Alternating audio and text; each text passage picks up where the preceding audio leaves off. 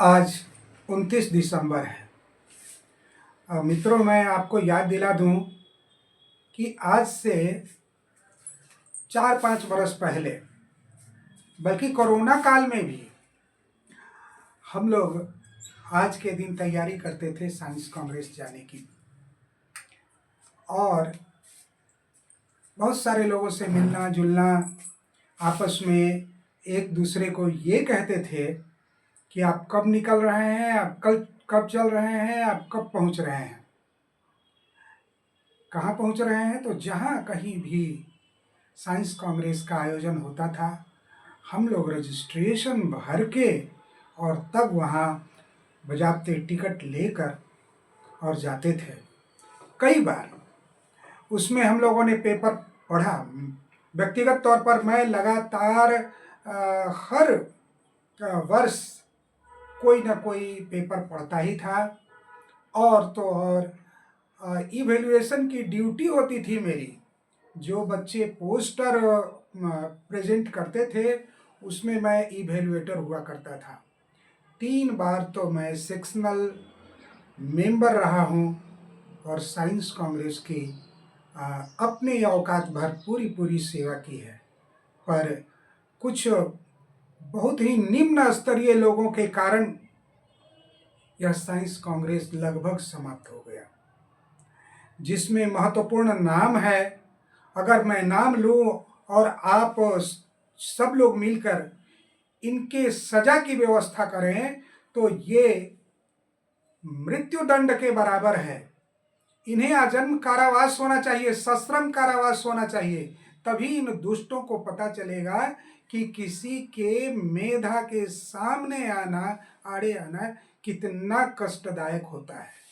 हम अकेले, मैं ही नहीं, आप लोगों में से करीब करीब 70-75% लोग जाते थे और 5-6 दिन लगातार रहकर बड़े बड़े वैज्ञानिकों के साथ, और तो और छोटे छोटे बच्चे चुन कर जाते थे, अपने अपने राज्यों से जाते थे, अपनी अपनी संस्थाओं से जाते थे, और वहाँ जाकर बड़े बड़े वैज्ञानिकों से मिलना जुलना, अपनी बातें कहना, अपनी प्रदर्शनी दिखाना और दिखाकर उसमें भी चयनित होना, ये बड़ी खुशी की बात थी। पूरे देश में एक वैज्ञानिक स्तर पर एक बड़ा अच्छा माहौल हुआ करता था, जिसको बिगाड़ने का काम किया है कानपुर के लोगों ने। इन लोगों को किसी भी तरीके से सजा होनी चाहिए, ये पकड़े जाने चाहिए। प्रत्येक माह हमारे यहाँ एवरी मैन नाम की पत्रिका आती थी, और इस पत्रिका में साइंस कांग्रेस के चुने गए जो लेख हुआ करते थे, उसमें बतौर मिनी जर्नल ये बड़ा अच्छा इसमें छपता था, और उसमें छपवाने के लिए हम सब लोग उत्सुक हुआ करते थे, लिखते थे, लेख भेजते थे, पेपर भेजते थे, एब्स्ट्रैक्ट भेजते थे।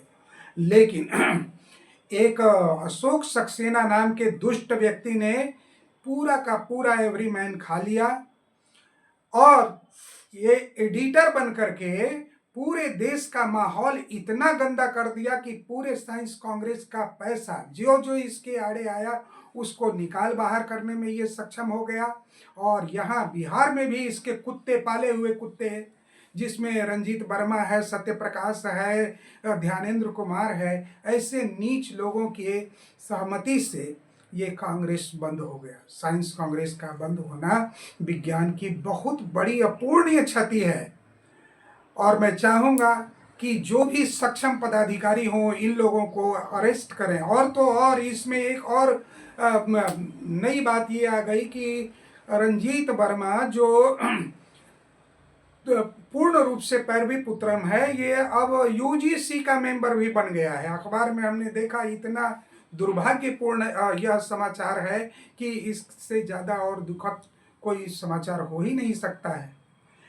ये मैं राष्ट्रपति जी से, प्रधानमंत्री जी से और जो भी सक्षम पदाधिकारी हैं उन सबों से यह विनम्र प्रार्थना करना चाहूँगा कि ऐसे दुष्टों को किसी भी प्रकार से धर दबोचा जाए, इन्हें सश्रम कारावास हो, और साइंस कांग्रेस में जो चुनाव का तरीका है उसको संपूर्ण रूप से समाप्त करके नए तरीके का चुनाव की प्रक्रिया अपनाई जाए। इलेक्ट्रॉनिक वोटिंग हो और इसमें जो भी हो प्रत्येक वर्ष उनका बदलाव हो, और ताकि नए नए लोग आए, नई नई भूमिका हो, नया नया पेपर पढ़ा जाए, नया काम हो, शोध के काम हो। डीआरडीओ के लोग जाते थे और हमारा पूरा देश, पूरे वैज्ञानिक समाज के लोग, बच्चे सब मिलकर उनका काम देखने जाते थे कि उन लोगों ने क्या काम किया है। कृषि विज्ञान के क्षेत्र में होता था, क्या क्या नहीं होता था, सब कुछ प्रेरक था। ये सारी प्रेरणा समाप्त कर दिया सिर्फ एक दुष्ट ने, और उस दुष्ट को अभी तक कोई सजा नहीं हुई है, अभी तक वो धरा पकड़ा नहीं गया है। इन सारे लोगों के कैश इस देश से साइंस कांग्रेस का सारा पैसा उठाकर ले जाकर इन्होंने अमेरिका में रख दिया है, और अमेरिका में अपने बाल बच्चों को पाल पोस रहे हैं। इन लोगों को सजा मिलनी चाहिए, और ताकि यहाँ का पर्यावरण, यहाँ का वैज्ञानिक पर्यावरण सुधर सके। और इस सुधार के लिए बहुत ज़रूरी है कि सरकारी पहल हो।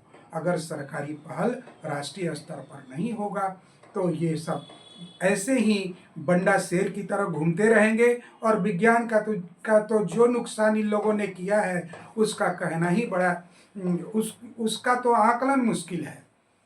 आपको बिहार की स्थिति बता दूं, साइंस ऑन काउंसिल में तो कोई विज्ञान का काम होता